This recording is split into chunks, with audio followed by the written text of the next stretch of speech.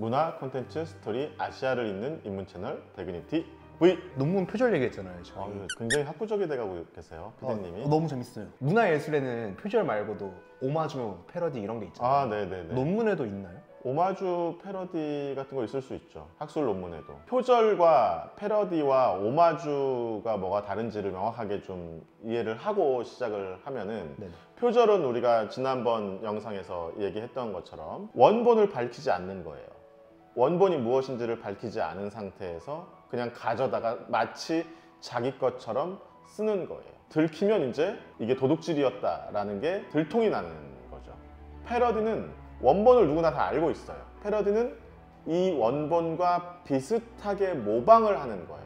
모방을 하는데 모방의 결과가 어떻게 되냐면 이 원본을 우스꽝스럽게 만드는 거예요. 이 원본이 너무 잘난 척하고 고고한 척을 하니까 못 봐주겠어서 패러디는 이걸 비슷하게 만들되 뒤집어 버리는 거죠. 패러디는 원래 고급한 수준의 문학 형식을 모방하되 그것을 뒤틀어서 우스꽝스럽게 만드는 글의 형식을 말했어요. 그래서 이제 패러디는 그런 거고요. 오마주는 프랑스어로 존경, 경의 이런 뜻을 가지고 있는 단어인데요. 이거는 주로 영화에서 많이 쓰죠. 오마주는 원본이 무엇인지 역시 다 알고 있어요. 그 원본 중에서 어떤 한 장면이 너무나 멋져요. 그 멋진 장면을 자기 영화에 가져와서 다시 재현하는 거예요. 근데 이 재현의 목적은 원래 이런 장면을 보여줬던 영화와 그 감독에 대한 존경심을 나타내기 위해서 하는 일종의 기법이에요.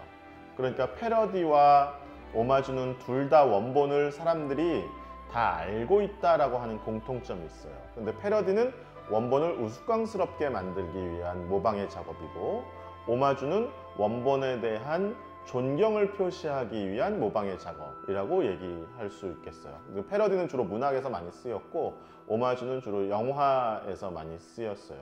그래서 예를 들면 혹시 계단이 이렇게 많은데 그 계단에서 유모차가 저절로 혼자 쭉 굴러내려오는, 그게 전함 포템킨이라는 러시아 영화에 나오는 장면이거든요. 그 오데사의 계단 장면이라고 하는데, 러시아 민중들이 이제 봉기를 일으키기 위한 그 분위기를 잡아가기 위해서 그 세르게이 에이젠스테인이라고 하는 감독이 만든 영화잖아요. 그 분위기를 잡아가기 위한 장면으로 흥분감을 고조시키기 위한 기법으로 그 장면이 들어갔는데, 이게 이제 세계 영화사에서 굉장히 걸작이죠.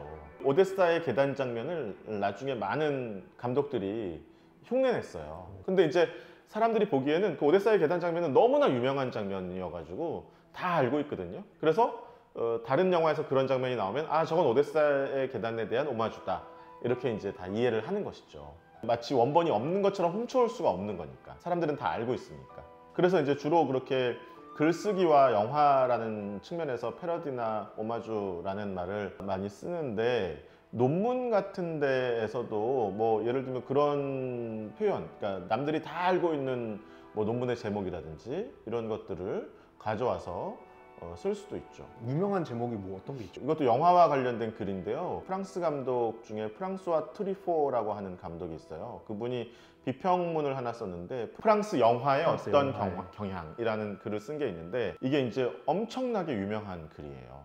6.8혁명 이후에 프랑스 영화에 대한 어떤 비판적인 고찰을 한 글인데, 어떤 경향이라는 말을 가지고 와서 영화를 비평문을 쓰시는 분들이 가끔 제목을 붙이는 경우가 있어요. 예를 들면 저 같은 경우도 대만 단편 영화의 어떤 경향, 뭐 이런 글을 쓴 적이 있거든요. 그러면 사람들은 보고 다 알아요. 이거는 프랑스와 트리포의 프랑스 영화의 어떤 경향이라는 데서 이 어떤 경향이라는 표현을 가져왔구나. 제가 따옴표를 붙이지 않았다고 하더라도 이건 일종의 오마주 같은 거구나 라고 이제 생각을 하는 것이죠. 논문에서의 패러디는요? 패러디는 이제 기존의 거를 모방을 하되 이제 기존의 거를 우스꽝스럽게 만드는 작업인데, 모르겠어요. 논문에서 패러디를 이렇게 하려고 하는 사람들이 뭐 그렇게 많을까 하는 생각이 드는데, 그래도 재미있는 사건이 하나 있는데요. 앨런 소칼이라고 하는 학자가 있었거든요. 뉴욕 대학교의 물리학자였을 거예요. 그분이 1996년도에 사건을 하나 일으켜요. 그래서 그걸 이제 소칼 사건이라고 얘기하거든요. 이게 이제 일종의 지적 사기 라고 부르는데요. 어떤 상황이었냐면 1990년대는 포스트 모더니즘이 굉장히 흥행했던 시기예요. 많은 인문학자들이 포스트 모더니스트들이 되면서 이 포스트 모더니스트들이 과학이라고 하는 것이 진짜로 객관적이냐, 과학이 객관성을 담보할 수 있느냐 라는 데 의문을 품고 자연과학을 막 공격해요. 그래서 자연과학자들이 이 인문학자들이 말도 안 되는 얘기를 가지고 자연과학을 자꾸 공격하니까 여기에 이제 대응을 하면서 일종의 과학전쟁이 벌어지거든요. 근데 그 과학전쟁의 한 사례로 앨런 소칼이라고 하는 과학자가 그 당시 미국의 이제 듀크 대학교에서 출판하는 소셜 텍스트라고 하는 학술지가 있었어요. 이 소셜 텍스트라는 학술지가 포스트 모더니스트들이 주로 만드는 학술지였어요. 여기에다가 논문을 하나 투고해요.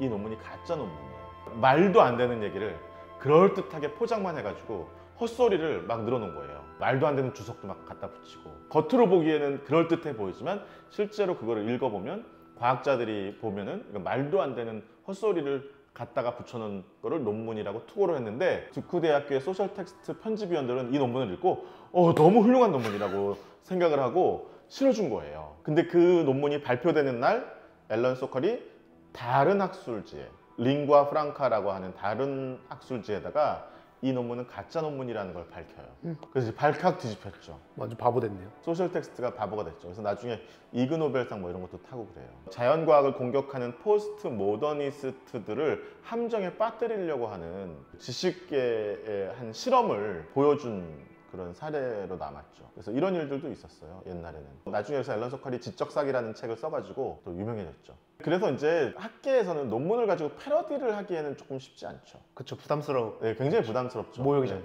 패러디라는 거는 기본적으로 그걸 돌려 까기 위해서 하는 건데 다른 학자들이 한 얘기를 가져다가 비슷하게 쓰면서 이거를 돌려 까려면 이게 굉장히 어떤 큰 이벤트가 되는 거잖아요. 그렇죠.